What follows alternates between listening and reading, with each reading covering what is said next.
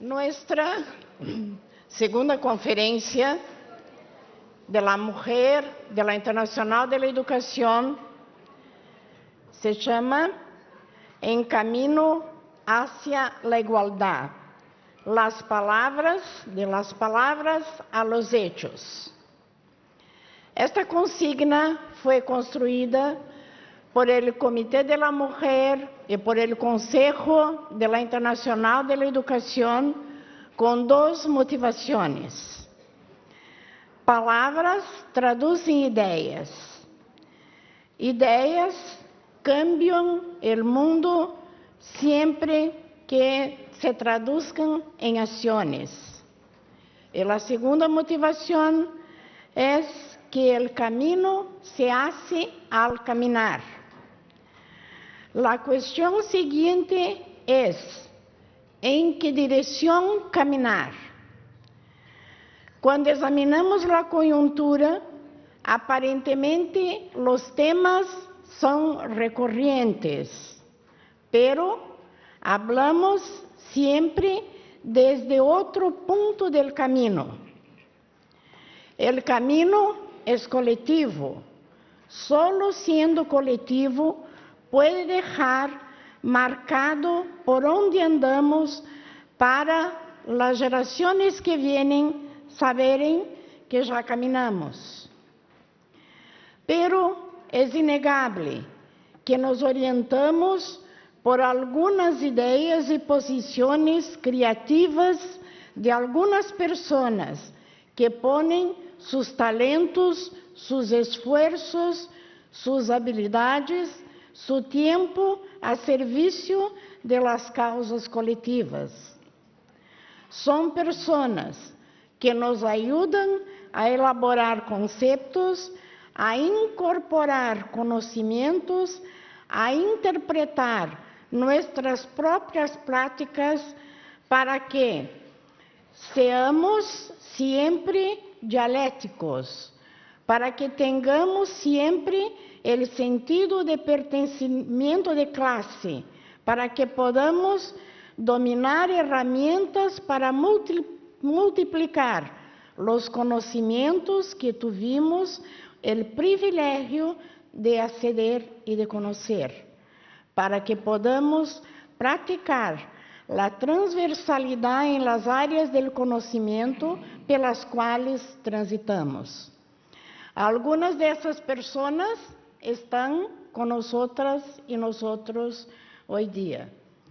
Essas pessoas que temos o honor de receber, para suas palavras de bem-vinda, los invitamos el senhor MartinRomer, diretor de la região de la Europa de la Internacional de la Educación. En la secuencia, el señor Mike Jennings, secretario general de la Irish Federation of University Teachers desde 2007, miembro del Buró de la Región Europea de la Internacional de la Educación. Por lo tanto, para sus saludos, les invitamos a ambos. Y los recibimos con un saludo caloroso de nuestro plenario.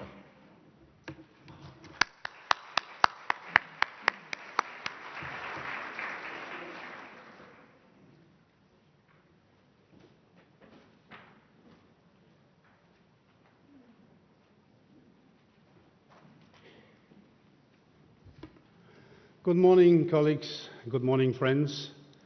And welcome to Europe. Welcome to a Europe of contrasts, where gender equality is an issue not only for the society as a whole, but in particular for unions.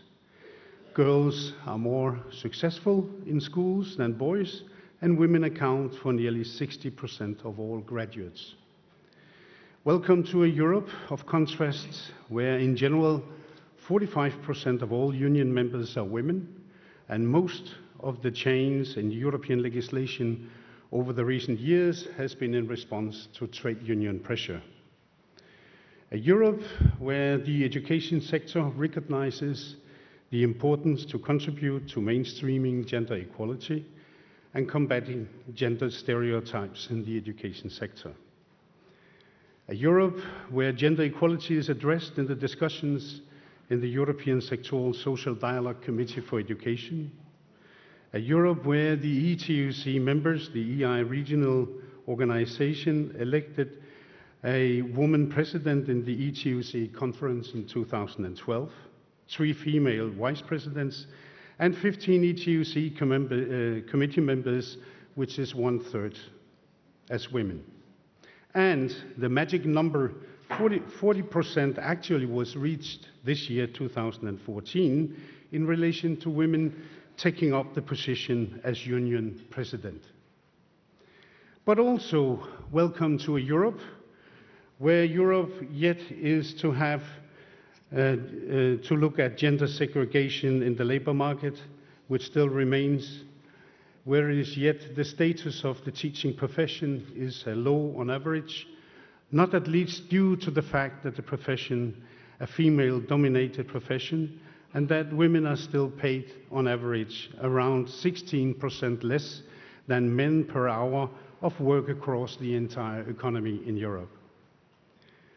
A Europe where almost 1/3 of employed women work part-time and progress slower in their careers in comparison to a mere 8% of men working part-time. A Europe where women are also more likely to interrupt their careers to care for others. As a direct consequence, women receive on average 39% less in pension than men. A Europe where over the last 10 years the employment gap diminished by almost 1/3 due to targeted policies, but also due to the crisis, which actually affected in particular the male-dominated sectors. A Europe where 1 in 5 women in the European Union has suffered physical violence at least once in her life, and 1 in 10 suffered sexual violence. Therefore, it's also a welcome to a Europe where there is a need to promote a new attitude towards gender equality as a shared woman and men issue, to further the adoption of written trade union policies on gender equality, and also work together to strengthen the national social dialogue mechanisms and collective agreements to address work-life balance issues, and to ensure that these issues are high on the election agenda of the European Parliament. A Europe where we provide quality education equitable and not for-profit basis. Governments have the responsibility to ensure adequate resources for universal accessible education through fair and progressive taxation. Global tax justice as a necessity for greater equality of opportunity and social mobility. A Europe where there is a need to maintain a coherent process of consultation with national governments, enable their capacity to influence policy development, and to more easily negotiate working terms and conditions that do not increase the economic inequalities between male and female teachers. A need for lobbying initial teacher training and professional development programs to include focus on how to recognize and avoid stereotyping and the sexualization of women and girls within curricula and in the teaching tools and materials. A need to train teacher unionists on how to negotiate and lobby on this type of equality issues at local, national, and regional level.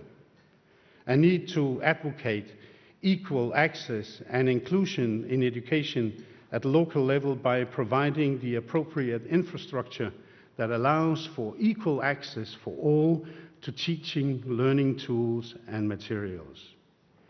We need actions, not words, and I'm convinced that you, with your excellence and the power that you possess and represent in this conference, will bring forward proposals and take the necessary steps to strengthen our work on equality from words to actions. I welcome you to this Europe.